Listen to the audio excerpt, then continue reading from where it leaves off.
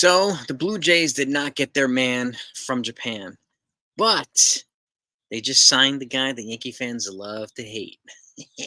Let's talk about it.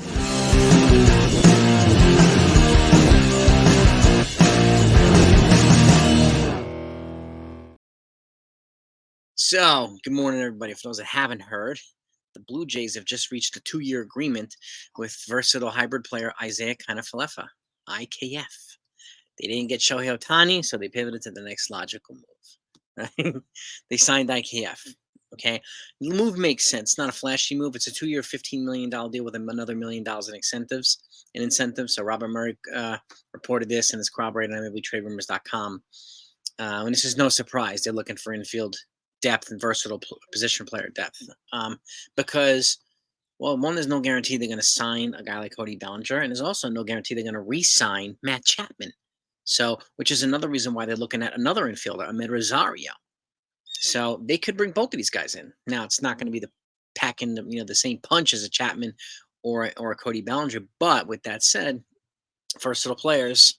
Again, he played completely out of position with the Yankees 2 years ago, and gained a lot of fire from Yankee fans. And last year he was a heck of a lot better. Came into his own, particularly with Sean Casey, and became more of a valuable piece here. Less hated, but still a guy that Yankee fans love to hate, right? So, so he signed with the Blue Jays, and they're also looking at Ahmed Rosario, who is also a guy that maybe the Yankees could be looking at. But now that they brought in Jeter Downs, they traded for a Dodgers infielder. There was really nowhere for IKF to play, and they could still be making moves themselves, the Yankees, to clear up more spots so that other guys can play as well. They still have Oswald Peraza, Oswaldo Cabrera, right? Everson Pereira. There's no room for these guys now. With all the moves that they've made so far. So expect more moves. And make sure you're sub to the channel so you don't miss these moves, okay? And when they do happen, whenever they are, whatever the moves are, you'll be at the front of the line to get it when it comes in. So I thank you so much for that, okay? Now, I'm going to pivot to a more disturbing piece of news. Yes, a more disturbing piece of news. Wander Franco, the wonder kid shortstop from the Tampa Bay Rays, who was a budding superstar, was accused of having underage sex with a minor or a couple minors or whatever it was.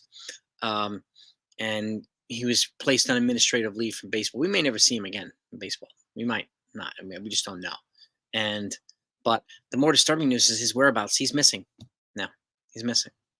Authorities have gotten to the point now where they've raided homes in searches for him. They must have enough probable cause to really, really put the heat on him now. And now he's nowhere to be found.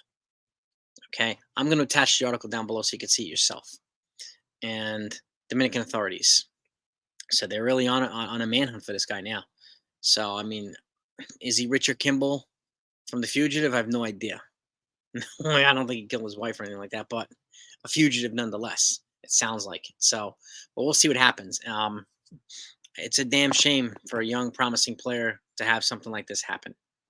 And I wish it wasn't, and he put out some kind of Instagram message back in the day saying people talking smack and blah blah, so effectively denying his involvement. But if they're raiding homes, then they probably have enough probable cause to really put the heat on them, put the screws on them. So we'll see what happens. I'll keep you updated on that as well. But the Blue Jays, Isaiah Kanafalefa looking at another infield too.